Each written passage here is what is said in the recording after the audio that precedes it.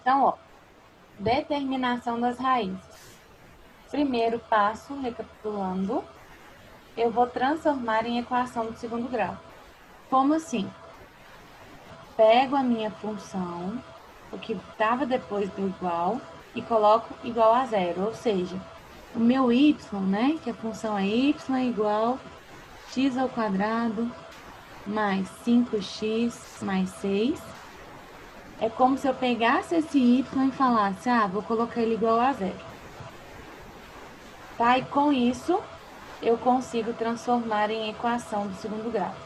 Transformei em equação do segundo grau, eu vou para a próxima parte, que vai ser o quê? Determinar os meus coeficientes. Como que eu determino esses coeficientes? É tirar o A, o B e o C. E aí eu comentei que eu costumo ver se ela é completa ou incompleta para determinar o método de resolução.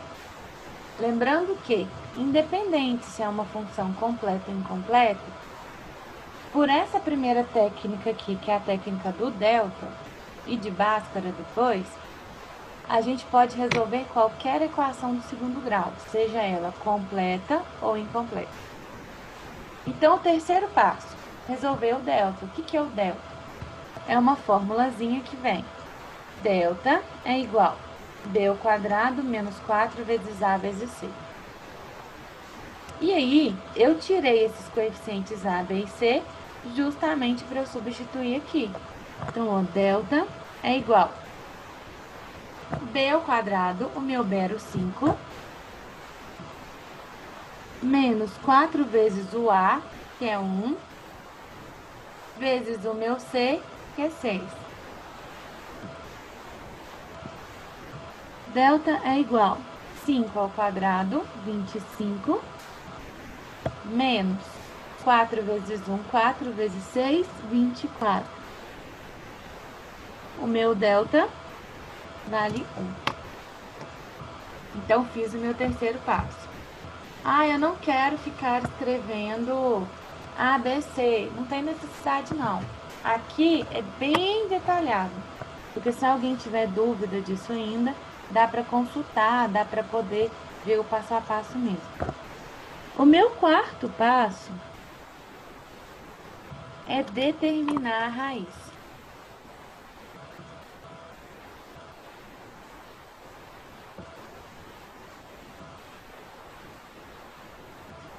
Determinar as raízes. Como que eu determino as raízes? Pela fórmula de Bhaskara. Qual que é essa fórmula? X é igual menos B mais ou menos a raiz de delta dividido por 2 vezes A. Então, ó, mais uma vez eu vou usar os coeficientes que eu tirei aqui e eu vou precisar desse delta, por isso eu resolvi ele primeiro. E aí, pode ser que alguém me fale assim, Catherine, mas a vida inteira eu fiz direto, como assim? Eu fazia menos B, mais ou menos, raiz de B ao quadrado menos 4AC dividido por 2A. Tá certo também. Mas pela teoria lá matemática, as fórmulas vêm separadas. Bhaskara vem desse jeito, delta vem desse jeito. Para quê? Para minimizar o erro.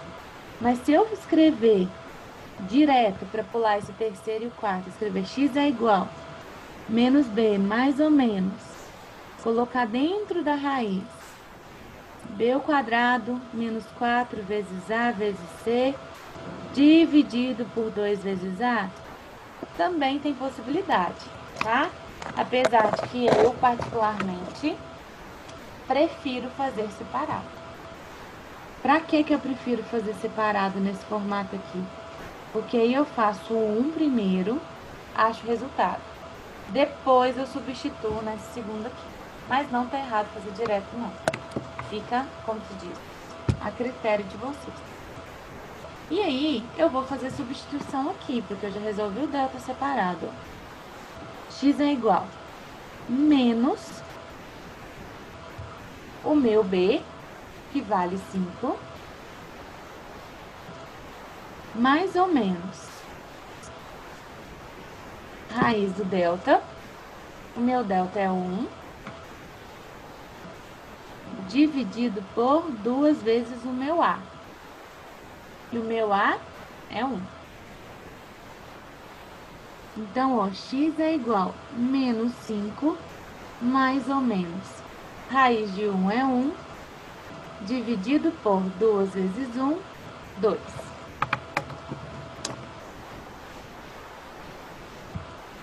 E aí, o que a gente faz agora? Eu vou determinar as duas raízes. Uma com o positivo, uma com o negativo. Então, ó, fazendo primeiro com o nosso positivo.